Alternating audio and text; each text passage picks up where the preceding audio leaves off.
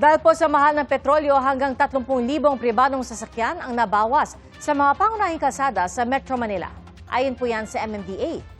Saksi, si Darlene Cai. Isang araw matapos bombahin ng Israel ang pinakamalaking gas field ng Iran, ang oil refinery naman ng Israel ang binomba ng Iran. Dahil dito, pansamantalang nawalan ng kuryente ang ilang bahagi ng Israel. Inako na ng Israel ang pag-atake sa South Pars gas field ng Iran na naging mitsa ng pag-atake ng Iran sa mga oil facilities sa Saudi Arabia, Kuwait at UAE. Sa gitna ng patuloy na airstrikes, naglabas ng joint statement ng UK, France, Germany, Italy, the Netherlands, Japan at Canada na naghahayag ng kahandaang tumulong para matiyak na ligtas sa makakadaan ng mga barko sa Strait of Hormuz, isa sa pangunahing daanan ng langis sa mundo, bagamat di idinetalye kung paano sila tutulong. Isa sa dahilan ng pagsipa ng presyo ng langis sa world market ang pagkaipit ng mga biyahe ng barko sa gitna ng nagpapatuloy na sigalot.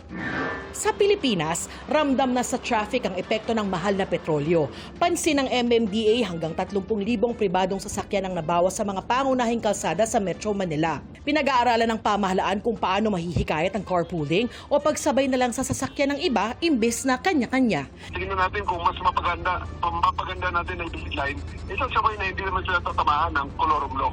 Inaasahan ding darami ang nagbibisikleta. Lahat man ay apektado ng pagtaas ng presyo ng mga bilihin, iba-iba pa rin daw ang itsura ng epektong yan, depende sa antas sa lipunan. Sabi ng isang ekonomista, posible raw na mas marami ang maging mahirap na Pilipino kapag tuloy-tuloy ang krisis na ito. At ang mga dati ng bahirap, budget sa pagkain na ang tatamaan. Yung mga pamilya, ano man ang pagpipilit nila, wala nang sila ma-adjust. Kung hindi magbigay ng sapat na suporta yung pamahalaan na marendahan at pagtaas ng presyo ng bilihin, baka ilang daang libo, ilang milyon din sa lower middle class ay matulak sa ilalim ng linya ng kahirapan.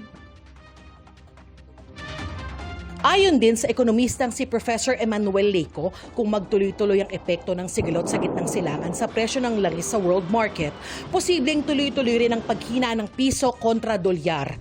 Hindi naman gumagalaw ang supply ng dolyar sa merkado. So, mapipilitan kang bumili ng dolyar sa mas mataas. Kasi market nga no? Bidding war yan.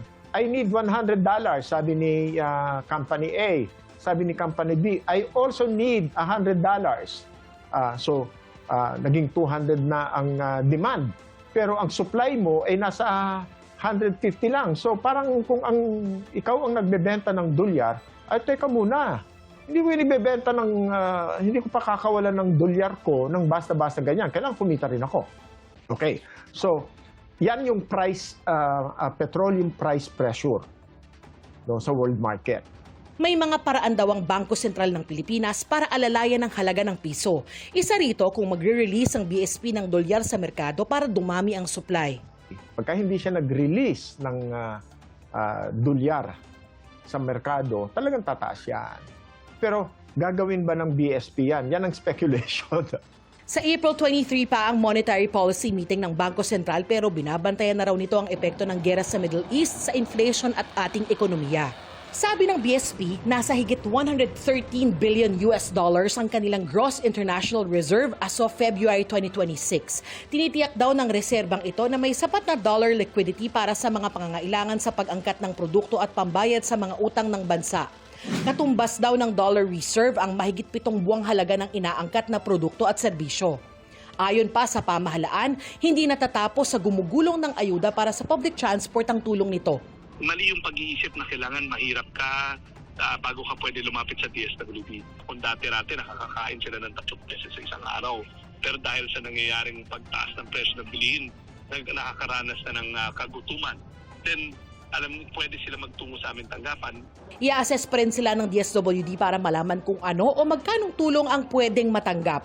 Ang dalangin ng marami, hindi na sila dumagdag sa mga kailangang alalayan lalo't may nakaamba na namang mega oil price hike sa susunod na linggo. Hindi ako makabiyahe kasi nga sobrang taas ng gas, parang naglilibring sakay na lang kami. Every night naman nagdadasal kami na sana matapos na tong na to. Para sa GMA Integrated News, ako si Darlene Cai, ang inyong saksi. Mga kapuso, maging una sa saksi. Mag-subscribe sa GMA Integrated News sa YouTube para sa iba't ibang balita.